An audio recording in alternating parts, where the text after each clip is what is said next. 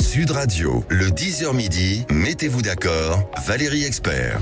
Bonjour à toutes et à tous. Vendredi 5 septembre, nous sommes ensemble pour ce 10h midi.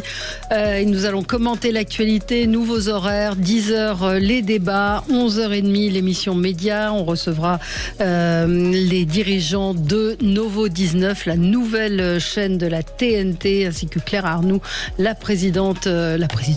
l'animatrice du talk show de l'Access. Et puis on commence avec nos débats et autour de la table Virginie Leguet, journaliste, éditorialiste politique à France Info TV. Bonjour Virginie. Bonjour à tous. Jérôme Dubu, vice-président de France-Israël. Bonjour. Arnaud Stéphane, qui ne devrait pas tarder à arriver, fondateur de l'agence La Note de Com, et Laurence Saillet, chroniqueuse politique. Bonjour. Ancienne députée européenne. Et on va évoquer avec vous évidemment ce qui a retenu votre attention dans l'actualité. Avec vous Virginie, on va parler de politique dans un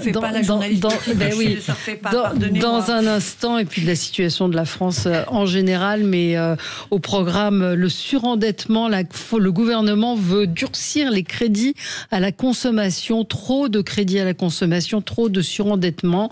Également, on a appris hier qu'il y aurait une nouvelle assurance émeute, c'est-à-dire que votre assurance va augmenter pour rembourser les dégâts qui ont été commis par les délinquants lors des dernières émeutes. Donc, qu'en pensez-vous? Est-ce que vous avez le sentiment qu'à chaque fois, c'est nous qui payons? 0826 300 300. Et puis, Raphaël Enthoven interdit de salon du livre à Besançon et Enrico Macias interdit de concert à Istanbul. On va en parler dans un instant. C'est vrai que ça pose quand même un certain nombre de questions. Alors, Enrico Macias à Istanbul, c'est une chose. Raphaël Enthoven à Besançon, c'en est une autre.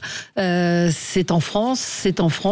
Il a été exclu de ce salon du livre parce qu'il avait prononcé des mots à propos de Gaza qui ont déplu à la maire de Besançon, et elle a décidé qu'elle ne souhaitait plus le recevoir pour ce salon du livre. Moi, j'appelle au boycott de ce salon du livre, que les auteurs qui devaient s'y rendre renoncent à s'y rendre. Je trouve que la liberté d'expression prime surtout. Si elle n'aime pas ce qu'il a dit, qu'elle porte plainte, qu'elle attaque, c'est la justice qui doit en décider. Mais aujourd'hui, on est quand même en train de vivre une époque qui est tout à fait effrayante. Alors, vous êtes vice-président de France-Israël. Vice-président de France-Israël. Le mot du jour aurait pu être antisémitisme, parce que c'est quand même là-dessus que ça se passe. Ça y ressemble beaucoup, parce que on a bien relu les déclarations de Raphaël Enthoven. Pour le moment, elles n'ont pas été démenties. Oui, parce que Raphaël Enthoven dit qu'il n'y a pas de journalistes à Gaza. Indépendants qui sont à Gaza. Ce sont soit des terroristes, soit des gens qui sont proches du Hamas et qui font office de journalistes, mais pour le compte du Hamas. Voilà ce qu'il a dit. Alors effectivement, c'est la section du Parti communiste de Besançon qui a réagi, qui a fait pression sur la maire en disant Enthoven ne doit plus venir parce que ses déclarations sur les journalistes à Gaza sont inadmissibles. Et la maire a cédé. Sur la pression de la cellule du Parti communiste qui doit représenter 20 ou 30 personnes. C'est quand même un peu hallucinant sur le principe. Et deuxièmement, c'est parfaitement injustifié, parce qu'en réalité, Enthoven a dit la vérité. Il a simplement dit la vérité. Qu'il dise la vérité ou non... C'est-à-dire qu'il y a beaucoup de journalistes qui sont aujourd'hui à la solde du Hamas, tout le monde le sait. Donc, alors il y a sûrement des journalistes indépendants qui ne peuvent pas faire leur travail parce que effectivement, on est en état de guerre, mais il y a aussi beaucoup de journalistes qui sont à la solde du Hamas. Ça, tout le monde le sait. Oui. Quoi qu'ils disent, soit cela peut tomber sous le coup de la loi et effectivement, il doit y avoir une remise en cause, une plainte, mais c'est pas le sujet. Le sujet, c'est qu'un élu de la République se permettent d'aller contre les fondements même de la République et la liberté d'expression. Et là, on voit bien que c'est un mouvement qui commence à monter en France, malheureusement, où certains, soit par des renoncements, et on l'a vu pour des films comme Barbie, où les islamistes sont montés au créneau pour le faire interdire, où il y en a d'autres encore, on a un mouvement où, effectivement, on veut bâillonner les gens qui ne sont pas dans l'esprit de certains élus qui font du communautarisme. Elle pense à sa prochaine élection. Elle sait que son électorat est sur une position différente de M. Enthoven, et donc elle utilise son mandat pour en fait mettre hors champ culturel quelqu'un qui a pris une position qui lui plaît pas. Moi, j'attends qu'il y ait, si vous voulez, des actions effectivement de solidarité envers M. Enthoven par les autres auteurs qui eux-mêmes doivent être les garants de la liberté de l'expression. La culture, c'est ce qui doit tous nous rassembler et protéger les libertés. Donc moi, j'attends à ce qu'il y ait une réaction forte de ce côté-là, et même voir, je ne sais pas jusqu'où ça peut aller, mais au niveau du ministère, je pense qu'un élu de la République n'a pas tous les droits en termes de boycott. Non, Raphaël Enthoven, donc je vous lis les propos du PCF de Besançon. Raphaël Enthoven a essuyé insultes et menaces de mort, ce qui est évidemment condamnable. Mais, le fameux mais, oui mais, cela ne doit pas faire oublier le caractère intolérable de ces propos qui donnent tout simplement carte blanche à l'armée israélienne pour assassiner sans honte tous ceux qui voudraient informer et dénoncer ces forfaits. J'ai eu vent, moi, d'un autre, je ne veux pas mettre le maire en difficulté, mais d'un autre salon du livre où était invitée notre consoeur Christine Kelly. Et le PC aussi de ce conseil municipal avait demandé à ce qu'elle soit désinvitée de cette manifestation. Le maire a tenu bon, mais on en est là aujourd'hui. C'est-à-dire que qui sont les censeurs aujourd'hui ? C'est une vraie interrogation, Virginie. Qui sont les censeurs et qui sont ceux qui s'y opposent ? L'intolérance. Facile à dire. Moi, je suis très frappée de voir cette classe politique et la façon dont elle se comporte. En fait, comme ça a été dit tout à l'heure par Laurent Saillet, la maire, elle pense au municipal qui arrive dans quelques mois, elle ne réfléchit pas plus que ça, et alors que les hommes et les femmes politiques devraient être les garants absolus de la liberté d'expression de notre pays, elle cède, peut-être même pas d'ailleurs par conviction personnelle, mais par une forme de lâcheté absolue, qui est que s'il doit y avoir une coalition de gauche qui favorise son élection dans quelques mois, eh bien, elle ne s'élèvera pas contre. Et je rappelle que ce mouvement est en marche depuis déjà pas mal de temps, parce que il y a eu des interdictions dans les universités, rappelez-vous, certains qui étaient amenés à faire des conférences ont été interdits. Tout ça avec la complicité, le silence d'une très très très très grande partie de la classe politique. Et évidemment, ce climat-là augure du plus mauvais pour notre pays. Et je rappelle aussi, enfin, et j'en termine, que ce climat-là, il vient particulièrement d'une partie de notre échiquier politique qui a décomplexé totalement ce genre de pratiques et qui les rend quasiment audibles, entendables et défendables. Et évidemment, je parle de la France insoumise. Oui, c'est vrai qu'il y a une accélération de la cancel culture qui consiste à éliminer des gens, des intervenants, des professeurs, des gens qui ne seraient pas dans cette doxa politique. Imaginez l'inverse. Imaginons le festival du livre historique à Levallois-Perret où on désinviterait des gens parce que ils sont de la France insoumise ou ils ont eu des positions telles ou telles. Imaginons ce que serait la situation si il y avait un festival du livre à Perpignan et que le maire RN n'invite pas ou désinvite des auteurs. Mais ça serait le championnat du monde des pétitionnaires, ça serait des manifestations, la République en danger, les heures les plus sombres, etc. Vous auriez le droit à la totale. Là, on est un peu embêté parce qu'en même temps, comme vous le dites très bien, il y a une partie des créateurs de l'opinion qui voient pas d'un mauvais œil quand même ce qui se passe avec le Hamas, ça les embête un petit peu. Vous avez des gens qui ont des tribunes ouvertes et qui, je pense à Monsieur Caron, qui peuvent dire tout ce qu'ils veulent. Vous avez des manifestations à Paris où on se rappelle Georges Abdallah, tes camarades sont là, en plein Paris. Des manifestations. C'était plus des manifestations à Paris pour la Palestine quelquefois que pour des mouvements à portée politique. Ça fait des années qu'on brûle le drapeau israélien à Paris. Ça fait des années que ça dure, sans que personne ne réagisse. C'est bien avant 7 octobre. Alors avant c'était maintenant c'est des dizaines. Maintenant c'est des dizaines. Voilà. Et s'y rendait à ces manifestations. On brûlait des drapeaux israéliens à la fin de la manifestation. S'y rendaient des adjoints de Madame Hidalgo avant le 7 octobre. C'est l'agglomération de Besançon, très précisément, qui est dirigée par la gauche, donc c'est peut-être pas la maire en tant que telle, mais en tout cas Besançon Métropole. C'est Besançon Métropole qui a demandé d'annuler sa venue fin septembre. On parle de Gaza, enfin, je veux dire, après ça va aller jusqu'où? Mais moi j'ai quand même en tête quelque chose qui d'ailleurs à l'époque avait surpris beaucoup de gens, quand il y a eu la manifestation contre l'antisémitisme. Qui n'est pas venu? Notre président de la République. Et pourquoi n'est-il pas venu? Pourquoi a-t-il estimé que sa présence dans une manifestation contre l'antisémitisme n'était pas indispensable, histoire de marquer un peu les choses? Donc cette lâcheté-là, elle vient de très loin, on ne prend pas parti, on ne mesure pas bien les conséquences des choses, et ben on en arrive là aujourd'hui. J'ai juste un truc, le jour de la manifestation, du jour de la manifestation contre l'antisémitisme, il y avait un très gros salon aérien dans un pays arabe.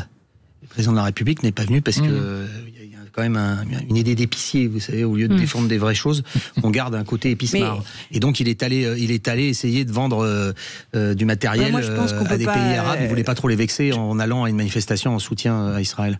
Même si moi j'étais tout à fait contrariée par le fait que le président de la République n'aille pas à la manifestation, je pense que faire un focus sur Emmanuel Macron par rapport à l'antisémitisme, c'est rendre service à tous ceux qui sont vraiment antisémites et qui font monter vraiment l'antisémitisme en France.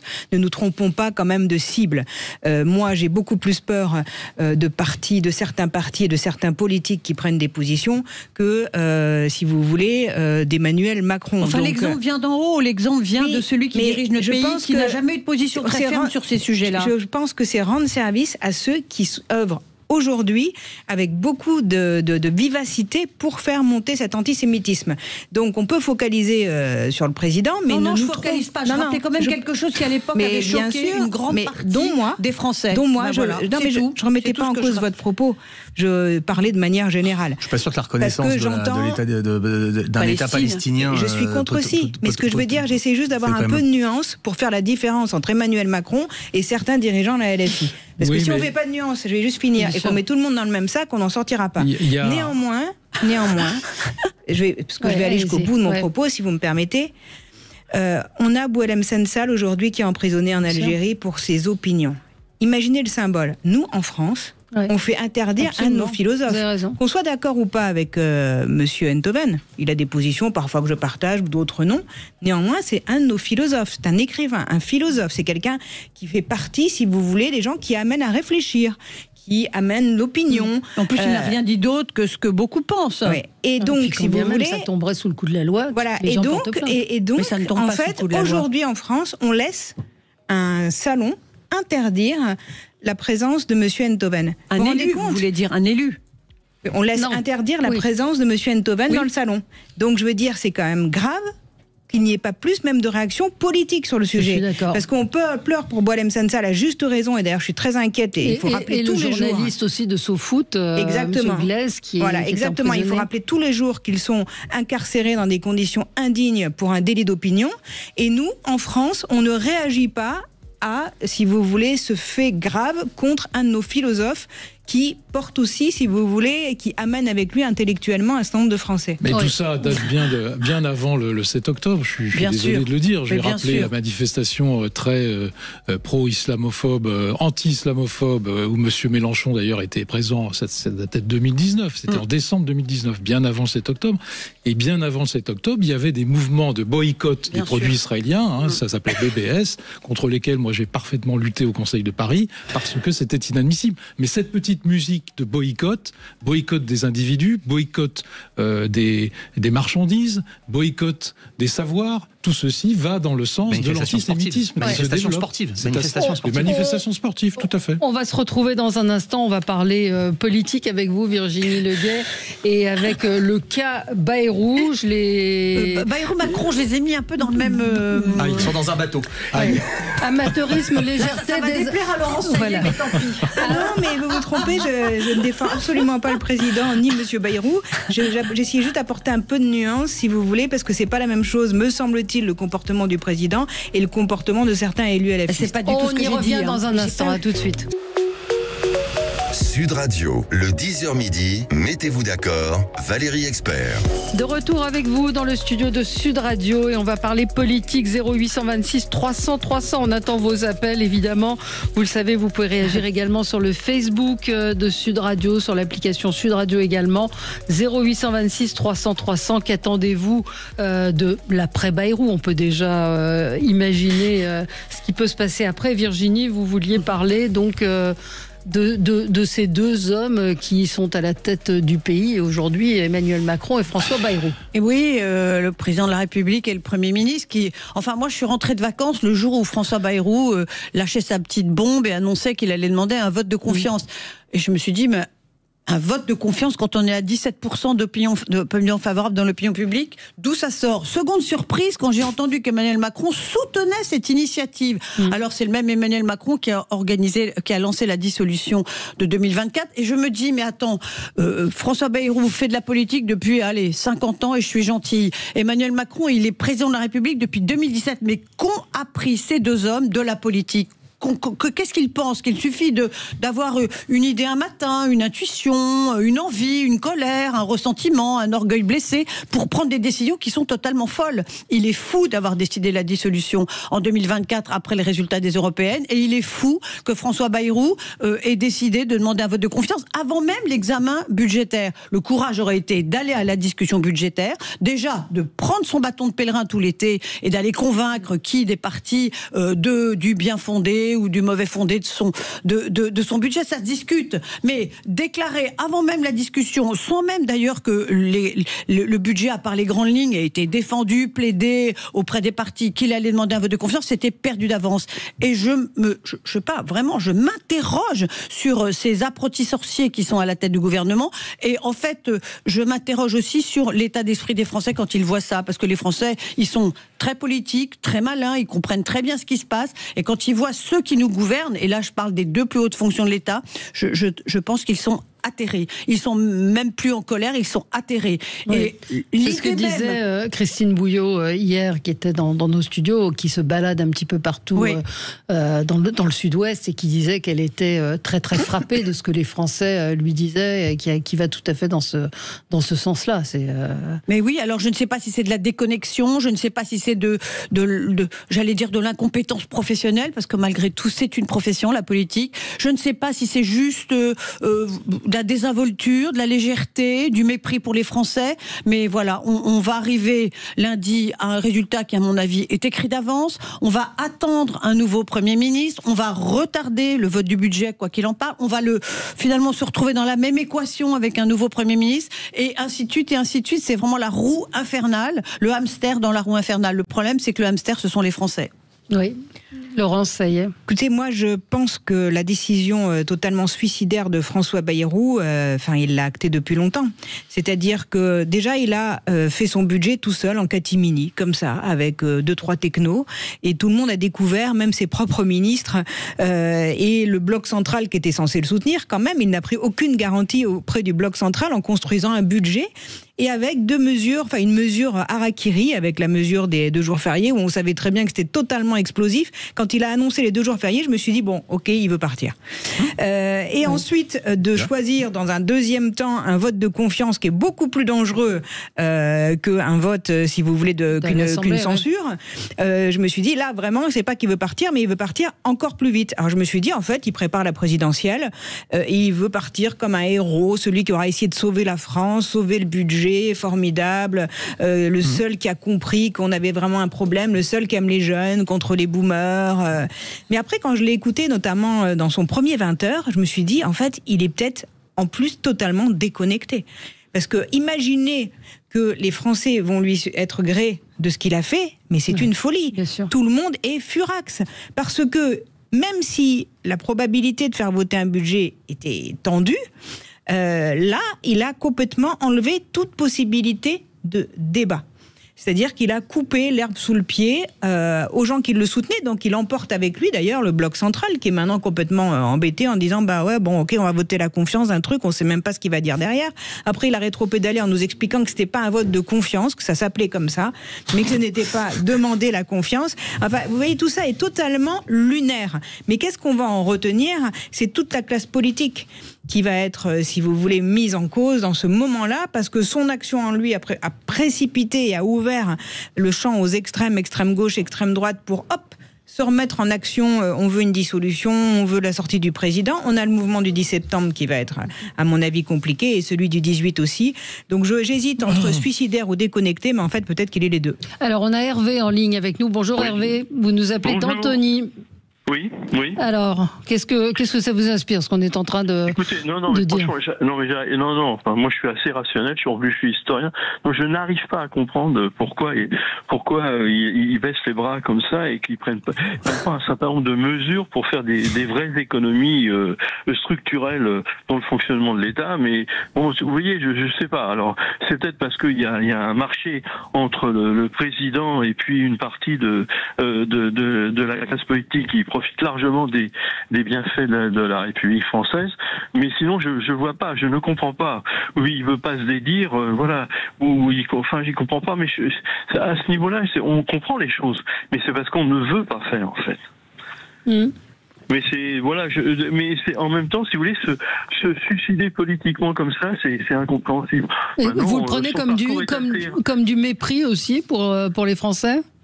Oui, parce qu'ils pensent si vous voulez, alors c'est que dans la population, il y a des gens qui ne suivent pas l'actualité, qui comprennent pas beaucoup, mais il y a beaucoup de gens qui contrairement à ce qu'ils pensent, qui suivent et qui comprennent très bien. On a beaucoup d'informations, il y a beaucoup de canaux qui nous permettent de nous renseigner, on lit, etc. Et donc, si vous voulez, les gens relativement cultivés, ils arrivent à savoir quand même ce qui se passe, même si on ne sait pas tout. Donc, et vous, est-ce que tous les jours. Ouais, le 10 septembre, vous ferez grève, vous bloquerez, vous serez engagé ou pas? Vous resterez chez vous, toutes lumières éteintes, sans vous nourrir? Et sans carte bleue? Comment? On plaisantait en disant sans carte bleue, puisqu'il est recommandé donc de ne pas consommer ce jour-là. Moi je consommerais, alors je le savais pas, mais je le ferais, oui, bien sûr. Bon, d'accord. Non, mais tout ça est pas très sérieux, si vous voulez. Ça se donne des airs de révolutionnaire, mais c'est pas. Enfin bon, maintenant, s'il y en a, c'est vrai qu'il y en a qui veulent le chaos. Moi, c'est comme ça, je l'analyse. Ouais. Merci Hervé de votre appel, Jérôme. Oui, un mot très rapide pour dire que ce soit Michel Barnier, que ce soit François Bayrou, que ce soit Tartampion, ça ne changera strictement rien. Le péché originel, c'est la dissolution de 2024. Il y avait déjà eu un premier avertissement en 2022, puisque il n'y avait pas de majorité absolue, il n'y avait qu'une majorité relative après une élection présidentielle, c'est très rare. Depuis le quinquennat, ça n'arrive quasiment jamais. Oui, mais il n'y avait pas le quinquennat, c'était le septennat, c'était le double septennat. Bon. Et donc, à ce moment-là, Emmanuel Macron aurait dû réagir. Il aurait dû aller chercher, évidemment, LR. Alors, je ne sais pas si LR était prêt à négocier ou pas, mais en tout cas, il aurait dû essayer de construire dès 2022 un projet de gouvernement et une majorité stable. Ça n'a pas été le cas. Rebelote en 2024, mais en pire, puisque les choses se sont aggravées. Et là, on n'a plus de majorité. Mais c'est insupportable. Aucun Premier ministre, quel qu'il soit, quelle que soit sa couleur politique, ne peut tenir dans ce contexte-là. Donc, moi, je suis plutôt sur la ligne que Pécresse, en disant, in fine, c'est au président de remettre en jeu son mandat. C'est assez clair. Pour l'instant, il refuse à faire. C'est sa responsabilité. On va y revenir, et puis on va penser aussi à nos entreprises, et avec Laurence Saillet, on va voir l'appel des patrons contre le gâchis économique et le gâchis économique pour ces entreprises. À tout de suite sur Sud Radio. Sud Radio, le 10h midi, mettez-vous d'accord, Valérie Expert. Voilà, juste un mot, c'est bien la maire de Besançon, Anne Vigneault, qui a interdit la venue de Raphaël Enthoven à ce salon du livre. Raphaël Enthoven vient de publier un message sur X en posant la question à la maire de Besançon: pensez-vous avoir défendu la démocratie en empêchant un écrivain de venir parler de sa mère, puisqu'il vient d'écrire un livre sur le décès de sa mère, sur la maladie de sa mère, sous le prétexte que vous ne partagez pas son opinion. C'est exactement ça. ça et il a appris qu'elle avait annulé elle-même sa venue à une conférence qu'il avait donnée quelques jours auparavant. Donc ces gens sont d'un sectarisme, d'une lâcheté, ils sont lâches, absolue. Bon, fermons ce dossier et parlons donc. Vous ne vous êtes pas exprimé, mon cher Arnaud, sur le cas Bayrou et sur cette décision. Encore une fois, là, il a dit ce matin qu'il s'était sacrifié pour le budget. Oui, mais c'est ça. C'est un sacrifice qu'il a fait. C'est sacrificiel. C'est le Premier ministre sacrificiel. Le problème de Bayrou, c'est que pendant, allez, on va être gentil, 40 ans. 50. Oui, 50. Bon, allez, 40. 50, je vous la fais à 50. Il nous a vendu. Vous allez voir ce que vous allez voir. Le jour où je vais arriver au pouvoir, on va tout changer parce que, en réalité, c'est un problème de méthode. Et ben voilà, on a vu. Alors là, pour le coup, moi, merci. J'ai pas vu la méthode. Ben justement, on a rien vu. On n'a rien vu et je suis d'accord avec ce qui a été dit. Il y a un côté suicide politique. Pourquoi ? Déjà, moi, le vote de confiance, bon, évidemment, ça c'était l'événement fondateur, mais l'attaque contre les boomers. Pourquoi ? Pour rappeler à nos auditeurs quand même. Ça a beaucoup mobilisé lundi. Le socle commun. C'est son propre électorat. Et ben voilà. Et c'est 70% des retraités votent pour le président de la République et pour le socle commun. Les boomers, puisqu'il faut parler d'eux, c'est quand même les boomers qui ont permis le Front républicain, parce que quand vous regardez les résultats dans les circonscriptions, si le RN perd dans une centaine de circonscriptions à moins d'un point, c'est parce que l'électorat boomer s'est déplacé et a joué le Front républicain. C'est ce même électorat qui à chaque fois a permis au président de la République, mais avant aux candidats de la droite, on se rappelle de la primaire de la droite, avec monsieur François Fillon, il avait gagné parce qu'il y avait les plus de 85 ans qui s'étaient mobilisés pour lui. Je veux dire, voilà, il faut se rappeler que Nicolas... Plus de 85 ans, il ne devait pas y en avoir beaucoup. Non, et oui, mais c'est toujours pareil. Vous savez pourquoi ? L'espérance de vie est à 80 ans. Oui, il faut faire attention. Il faut faire attention quand on parle parce que vous savez. Soyons un peu sérieux. C'est la minorité décisive. Je veux bien les plus de 65 ans, mais les plus de 85 ans. Mais non. Alors vous vous trompez. Et encore une fois, il faut faire attention quand on dit quelque chose parce que vous savez, il y a des chiffres. Et on sait par exemple que Nicolas Sarkozy a gagné l'élection présidentielle grâce aux plus de 75 on 2007. C'est déjà mieux. Voilà. Oui, mais ils ont vieilli. Ça vous a pas échappé. Avec 10 ans plus tard, les mêmes ont voté pour monsieur François Fillon. On le sait parce que vous savez, il fallait s'inscrire pour la primaire de la droite. Mais c'est gentil pour votre intervention. Donc vous vérifierez les chiffres. Et les gens et donc vous êtes aujourd'hui exactement. Et en plus, l'électorat est en train de changer puisque cet électorat commence à être extrêmement âgé. Et on voit qu'il va y avoir un changement dans la sociologie du vote. Et la part des jeunes qui pour coup là votent beaucoup plus pour monsieur Mélenchon, en revanche vont prendre une part prépondérante dans les votes. Et donc on est au bord d'un changement sociologique extrêmement important, surtout pour la sociologie politique. Ceux qui vont le moins bénéficier, c'est la droite. Et puis c'est le Rassemblement national parce que ce n'est pas un bon écueil sociologique pour eux. D'où peut-être aussi la demande perpétuelle du Rassemblement national d'organiser des élections d'émissions aussi présidentielles anticipées parce que dans 5 ans. La fenêtre sociologique, ce sera refermée pour le RN. Le RN a un électorat jeune aussi, très important. C'est ce que j'allais dire. Alors, justement, c'est bien aussi de le dire, c'est l'électorat, ce sont plutôt les 27-35. Ouais, c'est ça. C'est-à-dire que les 18-25, c'est soit Mélenchon, soit en partie aussi le président de la République qui avait bénéficié d'un vote des primo-votants. Oui, mais ça, c'est en train de changer aussi, parce que le pourcentage de participation chez les jeunes, en tout cas chez les 18-25 ans, est extrêmement faible encore. Alors, je ne sais pas s'il augmentera la prochaine fois, j'espère. Parce que il y a une forte mobilisation de la part de la France Insoumise. Il faut que ça va faire des inscriptions sur les listes électorales, etc. Mais enfin, ça reste encore largement inférieur. Ça leur a bénéficié, notamment sur les départements périurbains, où ils ont fait un gros boulot de mobilisation, d'inscription sur les listes électorales. Et ça leur a bénéficié, puis il y a eu, je sais plus, plusieurs centaines de milliers de nouveaux votants dans ces territoires, et ça a bénéficié à la France Insoumise. Et les facs sont gangrénés par l'extrême gauche. Donc, comme ça, on vu la rentrée de Sciences Po ? C'est franchement. Mais ils se déguisent, Sciences Po, c'est le carnaval. C'est aussi à la droite de prendre ses responsabilités.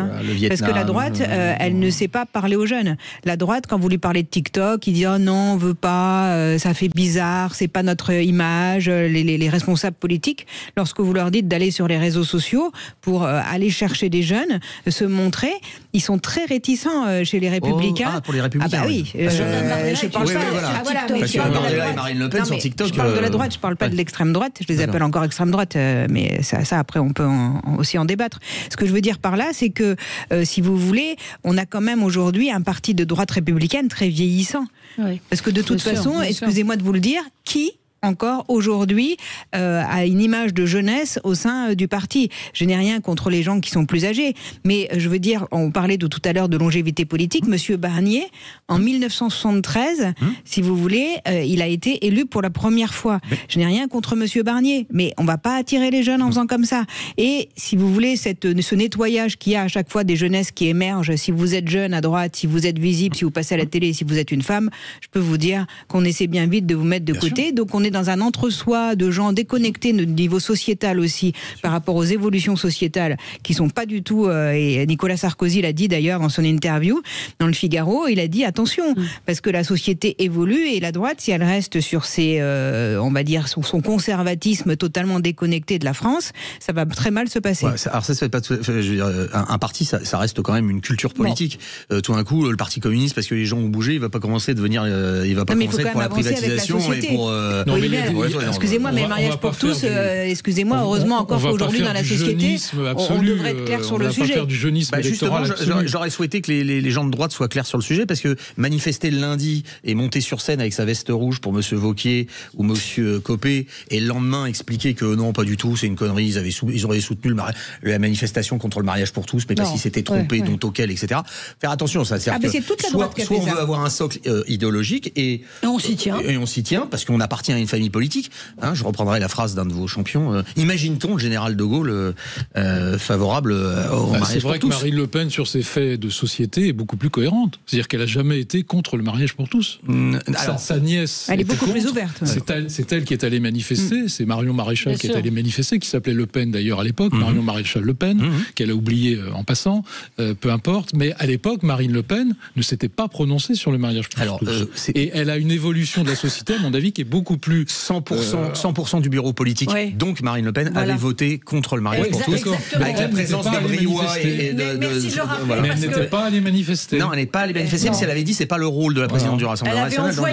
Elle avait envoyé, oui, c'est ça. Il faut évoluer avec la société. Et Bill des Briois, qui était là lors des manifestations, et de son compagnon de l'époque, qui était Louis Alliot, qui était là. Je pense qu'au fond d'elle-même, ce genre de fait de société, d'évolution de la société, alors pour le bien ou pour le mal des gens, ne la touche pas particulièrement. Non, parce que l'électorat, en vérité, l'électorat RN est un électorat populaire qui est beaucoup moins conservateur sur les problèmes de société. Je voudrais qu'on parle de ce... Alors, les bras m'en sont tombés. Le gouvernement envisage une surprime d'assurance de 5% pour couvrir les dégâts des émeutes. Alors, je vous rappelle qu'il y a des émeutes qui sont attendues, ou en tout cas des dégâts vraisemblables le 10 septembre prochain. Et donc, le gouvernement envisage la création d'un fonds de réassurance financé par une surprime d'assurance de 5%.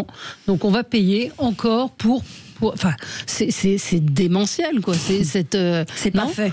C'est pas fait, mais enfin, rien que de l'envisager, on est dans une période où on n'en peut plus. Moi, quand j'ai lu ça, je me suis dit, est-ce qu'on veut vraiment, là, foutre les Français, mais complètement les rendre fous ? Les rendre fous et les envoyer dans la rue. C'est la pire des choses qu'on puisse annoncer. Parce que il faut quand même savoir que, alors il y a déjà un rejet énorme, si vous voulez, de toutes les décisions qui sont prises et du fonctionnement politique. Tout le monde est très en colère. Et en plus, on leur explique, et écoutez, on n'a pas su gérer l'ordre public. Bon, je ne dis rien des forces de l'ordre qui ont fait un maximum, et je suis en soutien total par rapport à leur action. Mais vous comprenez, on n'est pas à la hauteur, on ne sait pas faire respecter la République partout dans le territoire, vous allez passer à la caisse. Donc là, je pense qu'on rentre dans un truc complètement délirant. Mais sur les émeutes, de toute façon, on n'a pas été clair après les émeutes. On n'a jamais vraiment su combien, qui a été condamné, combien de temps, etc. Parce que c'est aux émeutiers de payer. Alors bien sûr, pour la plupart, ils sont insolvables. 1 milliard de... Écoutez, qui ça touche ? Alors, il faut savoir qui ça touche. Cette affaire de surprime, d'abord, c'est absolument scandaleux. J'espère que ça n'ira pas jusqu'au bout. Mais qui ça touche ? Ça touche les commerçants des grandes villes. Car ce sont eux qui sont en difficulté. On leur demande de fermer leur commerce. si vous fermez pas, vous êtes cassé, donc vous êtes obligé de fermer, donc ça fait un jour en moins de recettes. Donc déjà, leur chiffre d'affaires est en baisse. Vous regardez, tous les centres-villes des grandes villes françaises, le petit commerce de centre-ville est en grande difficulté. Il y a des fermetures, y compris à Paris, on le voit tous les jours. Paris, c'était très Paris, bien. Lyon, Marseille, etc. Jérôme, vous conviendrez que ce n'est pas que les émeutes et que c'est aussi l'implantation dans les campagnes des supermarchés. Je donne où les la gens vont plus conjoncture facilement. de ces gens-là qui ont déjà des difficultés à recruter quand ça marche bien, et vrai. quand ça marche mal, ils sont obligés de fermer et personne ne vient en soutien de leur commerce. Donc on leur impose en plus une surprime d'assurance qui va peser sur leurs dépenses alors que leurs recettes sont en baisse partout.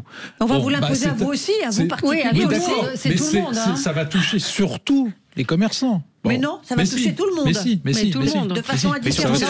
C'est la surprime de la capacité de l'État à pouvoir aussi protéger les biens et les personnes. Plus importante sur les commerçants. Ça ne sera pas 5% sur les commerçants, ça sera 5% en moyenne.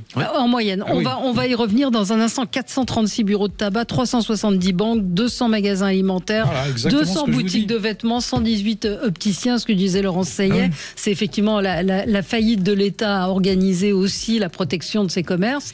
Et on ne jette évidemment pas la pierre aux forces de l'ordre, mais 5% de surprime d'assurance pour couvrir ces dégâts, c'est complètement... Marine Le Pen dit ce gouvernement n'a décidément plus aucune limite à la provocation et au mépris à l'égard des Français. Bah oui. 0826 300 300, appelez-nous si vous voulez réagir à ce sujet. À tout de suite.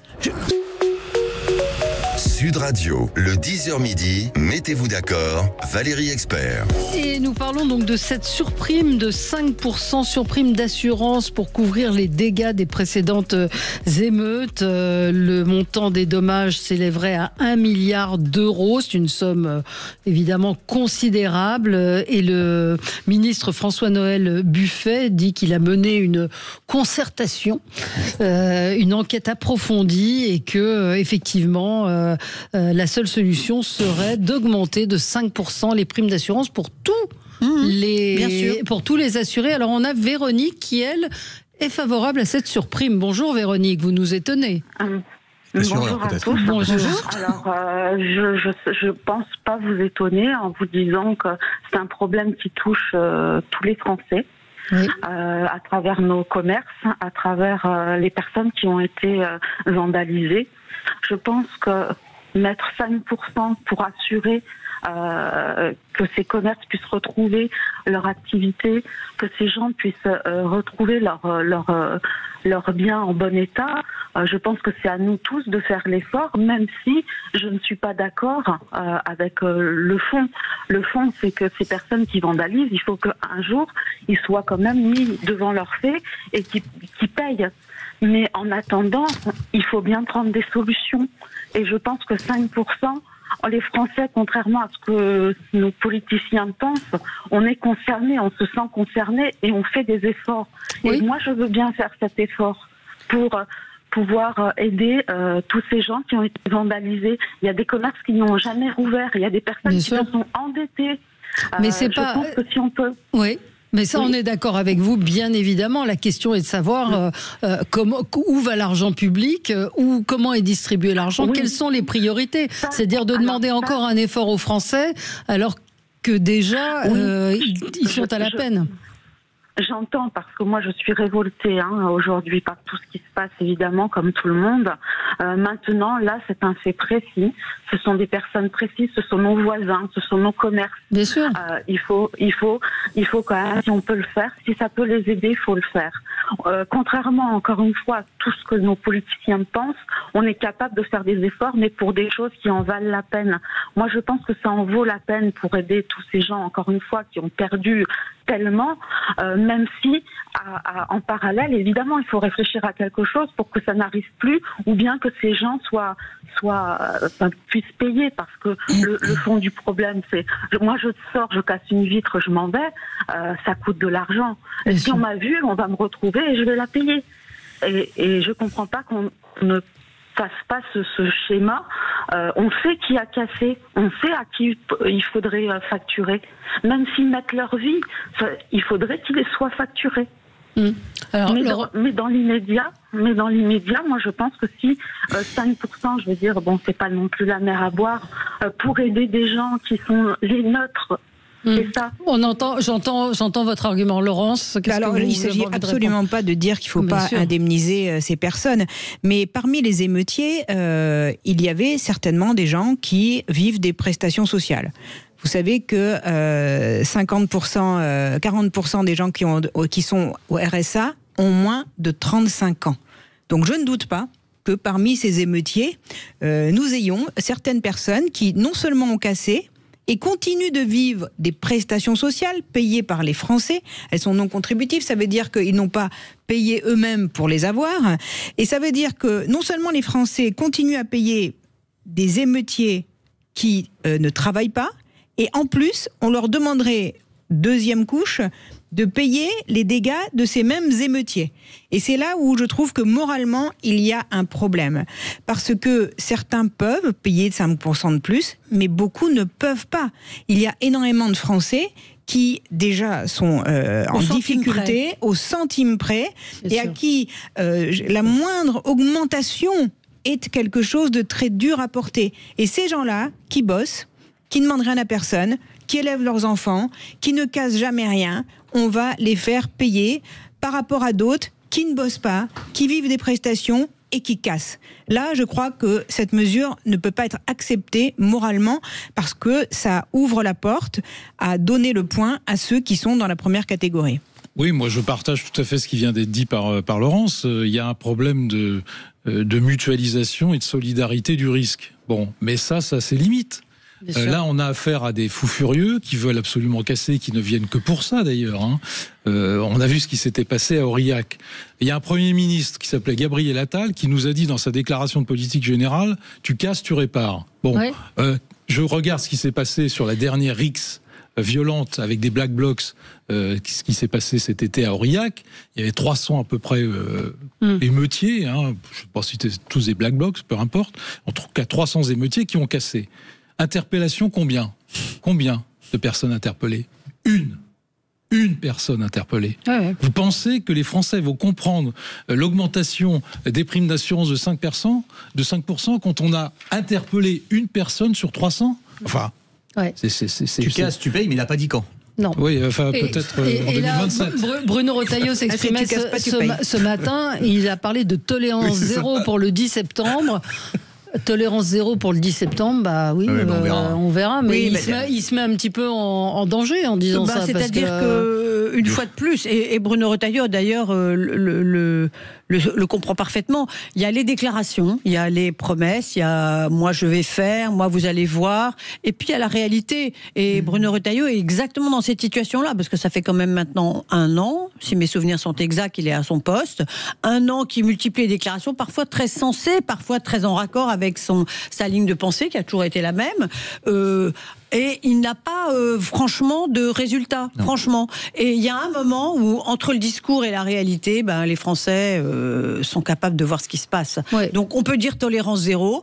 D'abord, moi je ne suis pas sûre que il y aura des violences le 10. Je pense que le mouvement est diffus, que le mouvement va être fui par ceux qui ne veulent pas que l'extrême gauche soit là dans leur rang, et qu'il n'y a pas de leader, il n'y a pas de mot d'ordre réel. Je ne suis pas sûre qu'il y ait des violences. Je ne sais pas, on verra.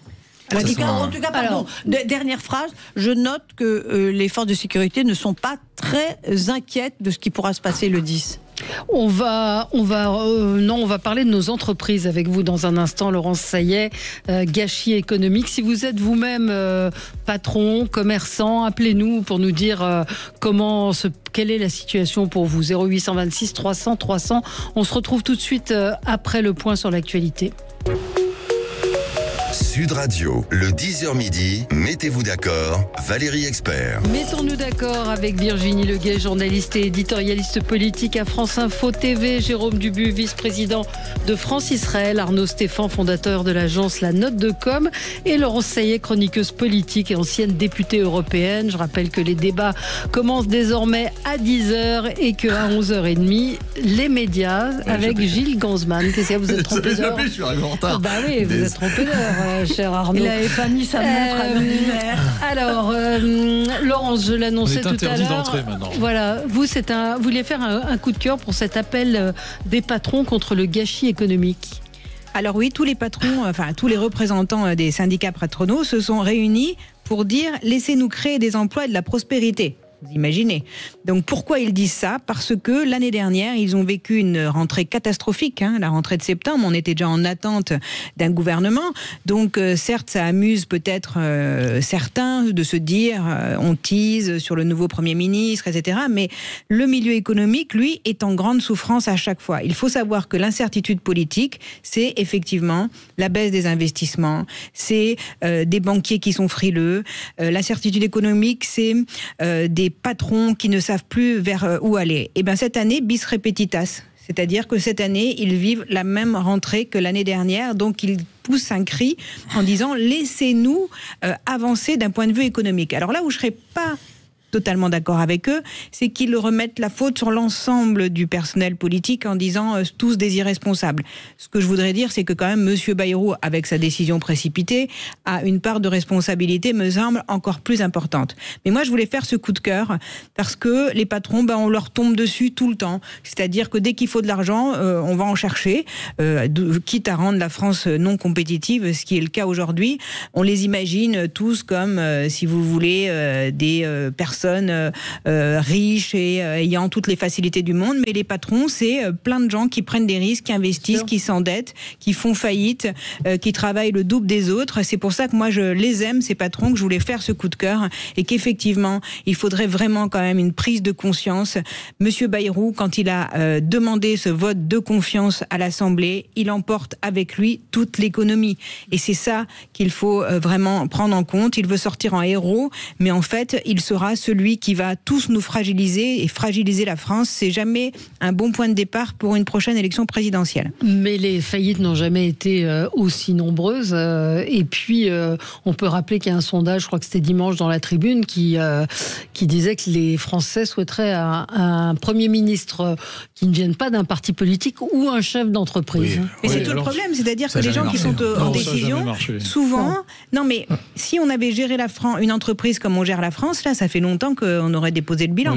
Parce qu'on n'a jamais même réussi à mettre en face recettes-dépenses. C'est-à-dire que le souvenir de Francis Maire, qui était un grand chef d'entreprise, qui a été un très mauvais ministre de l'économie. Alors c'est pas le seul exemple, mais en général ça marche pas très bien. Donc il faut faire attention à la confusion des genres. Moi j'étais à l'université d'été du MEDEF, la REF, le rassemblement des entrepreneurs. Je préfère entrepreneur à un patron. D'ailleurs c'est moins péjoratif. Ça reste encore péjoratif le terme patron en France, malheureusement c'est comme ça. Le MEDEF c'est plutôt les patrons que les entrepreneurs. Non, détrompez-vous. Il y a beaucoup de petites entreprises. Je le sais, de source sûre. Bon, parce que j'y ai passé 15 ans. Mais c'est vrai que cet appel des patrons... Le climat anti-système politique et anti-représentant de la politique française était terrible. Ouais. Terrible. Je n'ai jamais entendu autant de critiques et autant d'insultes sur la classe politique française dans une université d'été du MEDEF. C'était absolument terrible. Bon, c'est comme ça. Alors, ils sont tous venus présenter, en tout cas les chefs de parti, il y a eu un débat, il y a eu une table ronde où ils sont venus présenter un peu leur position, etc. Les gens sont restés complètement hermétiques à tout ça. Et j'ai vu là l'écart. C'est un très mauvais exercice de communication en fait. Pour les fossé. C'était très mauvais. Le fossé, l'écart n'a jamais été aussi important. C'est un très mauvais exercice de communication pour les politiques. Aucun n'a trouvé grâce à leurs yeux. Mais non, mais il faut pas faire ça en fait. En fait, il faut pas faire ça. Sérieusement, puisque vous arrivez chez des gens qui évidemment ont des attentes qui sont beaucoup plus importantes que ce que vous êtes capable de donner, pour la bonne et simple raison, c'est que vous avez une sociologie hyper plurielle dans les partis politiques et que en plus vous êtes tenu au fait qu'on vous dit faites attention, pas trop de promesses, les entreprises ils n'ont pas forcément bonne image parce qu'ils ont pris beaucoup d'argent, les 60 milliards, etc., etc. Bref, le CICE, tout le monde s'en souvient, etc. Donc il faut qu'ils fassent attention. Donc qu'est-ce qu'ils peuvent dire ? Ils peuvent dire à minima. Ils peuvent dire nous allons être prudents, ils vont jouer la prudence et c'est pas ce que veulent les gens qui vont l'auditoire qui veut les entendre. Mais c'est comme quand les politiques se rendent dans les réunions avec les syndicats. Ouais. Ils seront jamais au niveau des attentes des syndicats en termes d'évolution du droit social, etc. Donc, il faut vraiment faire attention à ce genre de choses. Oui, surtout que là, ils étaient ils étaient même plus en table ronde, ils étaient en brochette. Absolument. Ils étaient les uns à côté des autres comme ça. Et chacun passait à confesse. Mais il faut assumer ses positions. Il y en a un ou une qui dit quelque chose qui plaît, qui le dit d'ailleurs parfois de manière démagogique, mais parfois de manière très sensée, très avec conviction, et ça passe. Mais là, même pas. rien ne passait. Rien ne passait, c'était le une exaspération totale. Mais ça avait été le cas pour Jordan Bardella quand il s'était rendu à la CPME, par exemple. Là, c'était le cas également. Je voudrais dire quelque chose, pardon, sur la déconnexion. Bien sûr qu'elle est très forte entre les patrons et la classe politique, mais elle est très forte entre tous les Français et la classe politique. Et c'est grave, parce que nos hommes politiques, c'est ceux qui nous représentent, enfin ceux qui sont élus au Sénat, à l'Assemblée nationale, ils nous représentent. Ils sont censés être là, ce qu'on appelle la représentation nationale. Et quand il y a à ce point-là de la défiance, voire du mépris, voire du rejet complet, d'une façon partagée par tous les Français, quel que soit leur niveau intellectuel, quelle que soit la classe à laquelle ils appartiennent, quel que soit leur revenu, je trouve que c'est extrêmement grave et que ça, alors pour le coup, tout à l'heure, Laurent Sayet pointait du doigt la responsabilité de François Bayrou. Moi, je pointe du doigt tous ceux qu'on a vu se comporter à l'Assemblée nationale depuis la dissolution et depuis même 2022 et la majorité relative, qui n'ont pensé à rien d'autre que à se faire entendre personnellement, se faire mousser, dégrader le climat de l'Assemblée nationale d'une façon spectaculaire. Et ça a beaucoup joué dans la décrédibilisation du paysage politique. Plutôt de se dire, on est dans une situation moins facile qu'avant, il n'y a plus de majorité absolue, on va essayer de trouver des solutions. Entre nous, après tout, chacun peut trouver des solutions. Les parlementaires pouvaient se réunir, essayer de réfléchir sur les sujets qu'ils pouvaient défendre ensemble, quelles que soient leurs différences politiques. Ils n'ont fait que se diviser, que se menacer, que mal se tenir. Et franchement, souvenez-vous de nombreuses esclandres, menaces, doigts pointés, menaces de mort. Jamais il y a eu autant. Oui, jamais il y a eu autant de sanctions contre les députés que depuis quelques années. Ça a beaucoup joué aussi. Oui. Alors, vous aviez 2 coups de gueule, les uns et les autres, Jérôme et Arnaud. Arnaud, vous vouliez revenir sur l'enfance dans notre pays. Et oui, c'est quoi le problème avec l'enfance dans ce pays ? Valérie, cette semaine, c'était la rentrée des classes. Et comme tous les ans, depuis la réforme Macron qui impose la scolarité aux enfants de 3 ans, c'est un véritable crève-cœur de voir des enfants parfois pas encore propres. Parfois de seulement 2 ans et demi, parce qu'ils vont avoir 3 ans dans les mois qui suivent, d'ici janvier, pleurer à chaudes larmes. Tout ça pour faire de la pâte à modeler et des activités qui, on va pas se mentir, ne les prépareront pas aussi bien que les petits singapouriens. Idem sur l'école à la maison, qui est devenue un casse-tête terrible, les règles étant différentes par académie. L'excuse serait le risque du séparatisme. La blague. Dernier délire en date, la réforme du congé maternité rebaptisé parental, car telle une dystopie orwellienne, on met un signe égal entre le père et la mère, et hop, on fait passer le congé parentalité de 1 an renouvelable à 3 mois pour le père, 3 mois pour la mère, donc 6 mois au lieu de 1 an renouvelable. Abracadabra, tout le monde retourne au turbin, faudrait pas que les flemmards pouponnent trop longtemps. Le MEDEF applaudit et pas sûr que cela soit au bénéfice des enfants. En attendant, les petits Ukrainiens réfugiés font l'admiration des instituteurs par leur niveau en mathématiques. Nous sommes toujours très très mal classés dans le classement PISA, et je ne vous parle même pas du traitement honteux des enfants placés dans les centres de l'aide sociale à l'enfance, parce que j'en parle très souvent ici. Vraiment, c'est quoi le problème avec l'enfance en France ? On a nommé, il n'y a pas une secrétaire interministérielle à la bonté, je ne sais pas, elle devait être en vacances, elle aussi. Et une commissaire même. Oui, commissaire, c'est ça. Il y a Madame Borne, mais elle préfère s'intéresser aux inscriptions qui figurent sur le Panthéon. Alors, moi, je vais aller dans votre sens, et moi, ce qui me crève le cœur, c'est de savoir tous ces enfants maltraités dans leur foyer, et qu'on laisse comme ça se faire battre, se faire maltraiter psychologiquement, violer, prostituer. Voilà, et effectivement, je vous rejoins. Qu'est-ce qui se passe ? Alors moi, si vous voulez l'histoire d'aller à l'école plus tôt, je suis plutôt pour, ou l'obligation à 3 ans, parce que c'est quand même un endroit où on peut justement voir qu'il n'y a pas de maltraitance. Pour moi, un enfant doit très tôt être sous la vue de d'autres adultes pour protéger. Quand on sait qu'un enfant sur 10 subit des maltraitances sexuelles, je préfère savoir qu'il va à l'école pour qu'éventuellement on puisse au moins le détecter. C'était pour le point que vous souleviez. Et quand je vois toute l'énergie qu'on met, quoi qu'on en pense, sur les sujets de GPA par exemple, on peut avoir des opinions sur le sujet, mais quand je vois la hargne politique pour lutter contre la GPA, j'aimerais bien que tous ces gens aient la même énergie pour aller lutter contre les maltraitances sur les enfants qui ont été démultipliées, on se rappelle, au moment du Covid. Et on sait qu'aujourd'hui, entre des signalements qui passent, on envoie des enfants qui meurent alors que ça avait été signalé, des parents maltraitants à qui on laisse les enfants, qui sortent même de la maternité en ayant déjà, si vous voulez, des comportements de maltraitance et qu'on laisse partir avec leur bébé. Moi, tout ceci, ça me crève le cœur et malheureusement, je vous rejoins, personne n'en parle. Elias Loufoque, qui fait beaucoup pour l'enfance et en particulier les enfants placés, rappelait début septembre qu'en juillet et août, 5 enfants placés sont morts.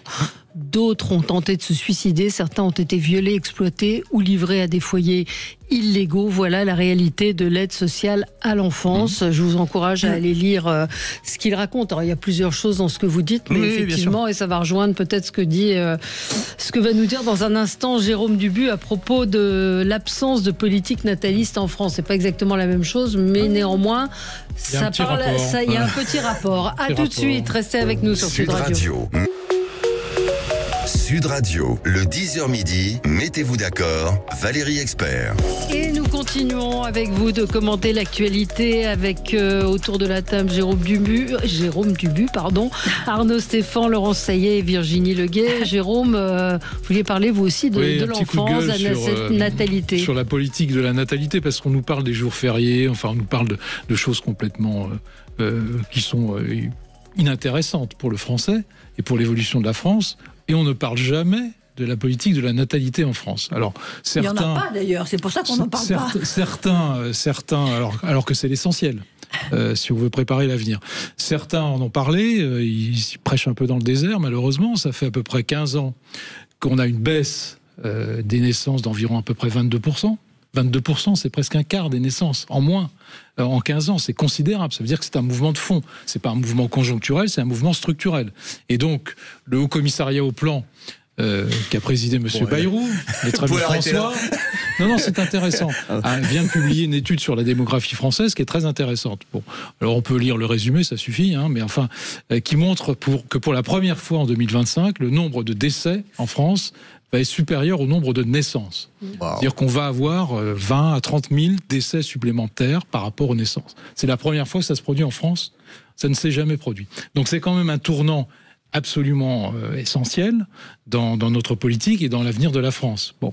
Et le commissariat dit, effectivement, ça va avoir un certain nombre de conséquences sur toutes nos politiques publiques. Et sur l'économie. Et sur l'économie. La politique, évidemment, des classes, de l'enseignement, on vient d'en parler, parce qu'on ferme de plus en plus de classes, évidemment, parce qu'il y a de moins en moins d'élèves. On a fermé à peu près 4500 classes primaires depuis une dizaine d'années. C'est assez considérable aussi, du fait de cette baisse de la démographie et du solde naturel qui n'est plus assumé. Évidemment, sur les universités, ça va venir, puisqu'il y aura trop de places en université. Aujourd'hui, on n'en a pas assez, mais dans 10 ans, il y aura trop de places en université. Et puis, Virginie l'a dit, sur l'économie, sur la population active. Parce qu'on aura de moins en moins de salariés, de moins en moins de personnes pouvant alimenter la population active. Alors, ça pose beaucoup de problèmes. Ça pose le problème de l'équilibre de nos comptes sociaux, notamment les retraites. Ça pose le problème, évidemment, de l'immigration. Et oui, les populations actives, qu'est-ce qu'on fait ? Et puis ça pose aussi, évidemment, ce que l'on peut faire pour essayer de redresser ça. Et là, j'avoue que j'ai cherché un peu dans tous les programmes qui étaient pseudo-programmes qui avaient été présentés aux législatives ou aux présidentielles, j'ai pas trouvé grand-chose.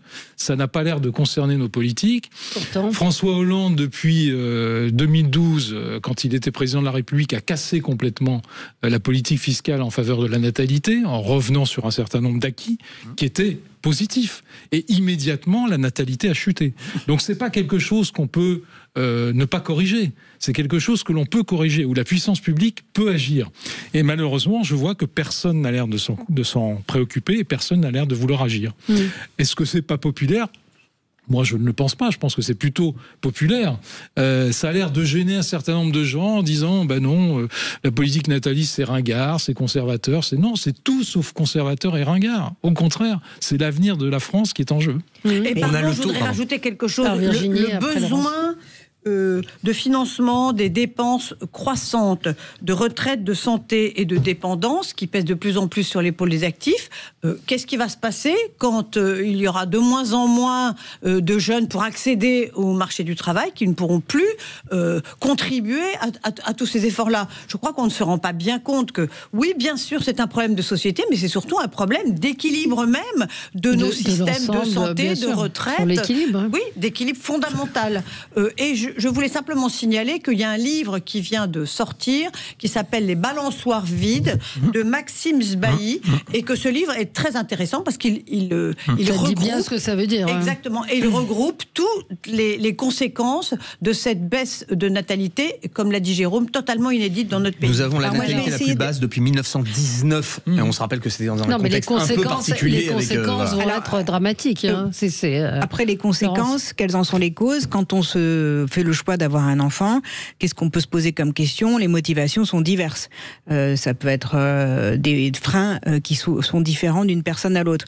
Parmi les questions qu'on peut se poser, notamment quand on est une femme, c'est est-ce que je vais pouvoir continuer à travailler tout en m'occupant de mon enfant? Et pour cela, la première question qui se pose, c'est est-ce que j'aurai des places en crèche? Bien sûr. Est-ce que je vais pouvoir, financièrement, est-ce que le foyer va pouvoir assumer l'éducation des enfants? Est-ce que l'école publique près de chez moi va être à la hauteur de ce que j'attends pour pouvoir scolariser mon enfant et ne pas avoir à le mettre dans le privé? Excusez-moi, hein, c'est des sujets tabous, mais c'est la réalité. Il y a des gens qui mettent leurs enfants dans le privé parce que ils considèrent que l'école publique ne répond pas à certaines de leurs demandes, et ça peut être après pour des classes un peu plus âgées de se dire voilà, il y a de l'insécurité dans ce collège, je ne veux pas, donc je le mets dans le privé. Toutes ces questions matérielles, elles ont de l'importance, même si évidemment on ne peut pas réduire le choix d'avoir un enfant ou pas à des questions matérielles. Donc il faut pouvoir assurer aux femmes, notamment, et je suis une femme donc je vais plaider leur cause, de pouvoir mener leur carrière professionnelle tout en ayant des enfants, et ça c'est très important. Et puis j'entends aussi des choses incroyables, des jeunes qui me disent non, nous, alors ça c'est un truc d'écolo bobo complètement lunaire, de dire voilà, moi je ne veux pas polluer plus la planète. Non mais je vous le jure que c'est vrai, j'ai quand même entendu, il y en a qui le pensent. Et donc, bon, à la rigueur, s'ils en sont là, autant qu'ils aient pas d'enfants, je vais vous dire.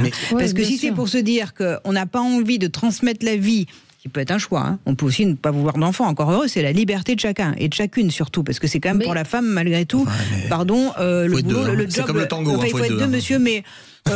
excusez-nous, pendant 9 mois, on a déjà une contrainte qui est supplémentaire à la vôtre, et puis les 9 mois qui suivent aussi. C'est quand même pas une charge facile. Donc vous voulez faire toute seule, et puis nous on viendra plus tard, ou comment ça se passe? Ce que je veux dire par là, c'est que... Ah, on viendra pas du tout.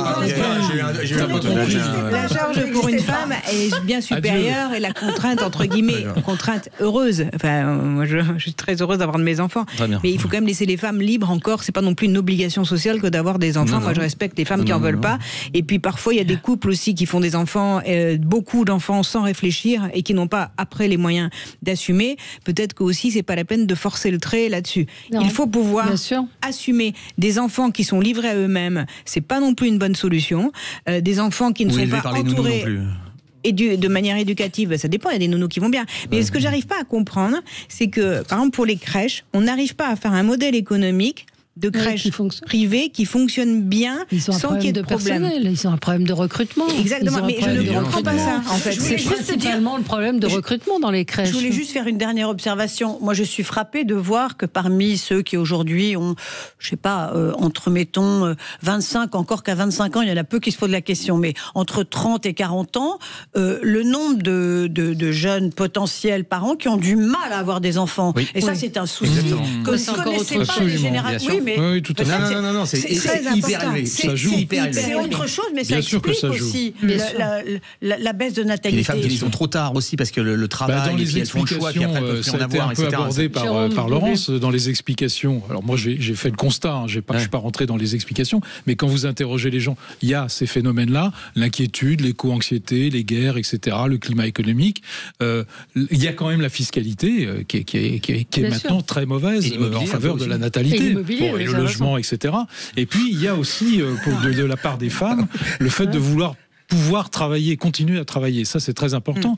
Et c'était visiblement jusqu'à maintenant, c'était l'avantage de la France par rapport à l'Allemagne. L'Allemagne a longtemps eu pas de système de crèche, etc. C'était un peu amateur, tout ça. Et le taux d'activité des femmes en Allemagne était bien inférieur à celui des femmes en France. Bon, donc il ne faut pas détruire ça. Il faut pouvoir concilier les deux. Tu as parfaitement raison. C'est compliqué, mais il faut le faire. Donc dans une politique en faveur de la natalité, il faut prendre en compte tous ces paramètres. Et ne pas oublier aussi, parce qu'il y a un élément très important, c'est la propagande. Et il y a une propagande volontaire il n'y a pas une semaine sans que dans Le Monde ou dans d'autres revues, il y ait des articles sur le No Kids. Il y a des livres sur le No Kids. Il y a même des lieux maintenant qui refusent les enfants. On dit il ne faut pas d'enfants, ça sert à rien, c'est nul, vivez libre. Donc c'est un mélange entre l'éco-anxiété et l'homo. Vous avez aussi la tendance, vaut mieux un chien qu'un enfant. Paris, bien sûr. Oui, ça aussi. Il y a plus d'animaux domestiques que d'enfants. L'homo festivus, parce qu'il faut que rien ne gâche la fête. On disait on veut pas des animaux, maintenant dans certains endroits, effectivement, on dit qu'on veut pas des chiens, mais aussi il y a une forme de... Vous savez, les gens, tous les énervent, tous les exaspèrent. Moi, je sais que parfois, quand on rentre dans un wagon, je vois qu'il y a des enfants, mais je sais que ça sera compliqué pour les parents, même s'ils sont très bien éduqués, d'obtenir un silence maximum pendant tout. Mais il faut être un petit peu cool aussi. Oui, un bébé qui pleure, c'est un bébé qui pleure. C'est pas la peine de s'énerver. Je veux dire, ça nous a tous arrivé que notre bébé pleure pour des raisons qu'on ne comprend pas. Mais il y a une forme d'égoïsme parfois, tout de suite, le moindre bruit, tout le monde se crispe, regarde la maman de travers, et ça, je trouve ça assez violent dans la société. Si vous voulez, j'ai payé ma place, je dois, j'ai payé violemment. Moi, je voudrais souligner que nous avons sur notre plateau aujourd'hui quelqu'un qui va avoir son 5e enfant. Bravo. C'est pas moi.